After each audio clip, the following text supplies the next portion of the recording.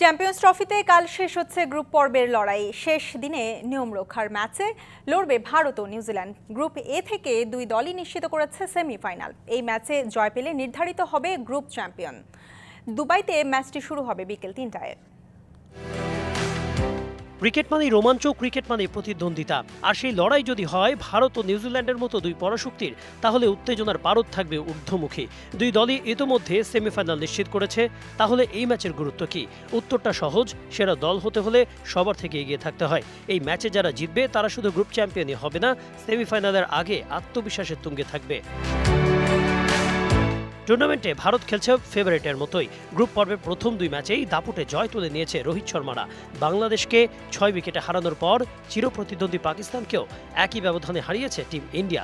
তবে নিউজিল্যান্ড ম্যাচে রোহিত শর্মা সহ একাধিক ক্রিকেটারকে বিশ্রাম দিতে পারে ভারত। সেমিফাইনালে দলের সবাইকে পেতে কোনো রকম ঝুঁকি নিতে চাইবে না তারা। অন্যদিকে ফর্মের তুঙ্গে ব্ল্যাক ক্যাপরা। ব্যাটিং বোলিং দুই বিভাগেই তাদের দলে রয়েছে দারুণ ভারসাম্য। দুই ম্যাচেই প্রতিপক্ষকে পাত্তা না দিয়ে জিতেছে স্যান্টনারের দল। শাইনি চুলে এখন হবে সব হেয়ারস্টাইল। সিল্কোর দ্বিগুণ শাইনি চুল প্রতিদিন। পাকিস্তানকে ৬০ রানে হারানোর পর বাংলাদেশকে হারিয়েছিল ৬ উইকেটের ব্যবধানে। এদিকে অসুস্থতার কারণে বাংলাদেশ ম্যাচ মিস করা ড্যারিল মিচেল সুস্থ হয়ে উঠছেন। ফলে দল নির্বাচনে মধুর সমস্যায় পড়তে হবে নিউজিল্যান্ডকে।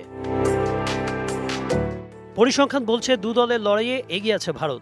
১১৮ বারে দেখায় ৬০ বারই। শেষ হাসি হেসেছে কোহলি, রোহিতরা। আর সবশেষ ৫ দেখায় একটিতেও জয়ের মুখ দেখেনি কিবিরা। তাই এগিয়ে থেকেই এই ম্যাচে নামবে টিম ইন্ডিয়া। তবে পরিসংখ্যান যাই হোক কিংবা হোক নিয়ম রক্ষার ম্যাচ, এই ম্যাচটা দু দলের জন্যই আত্মবিশ্বাস বাড়ানোর। তাই সেমিফাইনালের আগে এই ম্যাচটা ঘিরে বাড়তি আগ্রহ দুই দলের সমর্থকের। Kanak Mahmud, DBC news desk.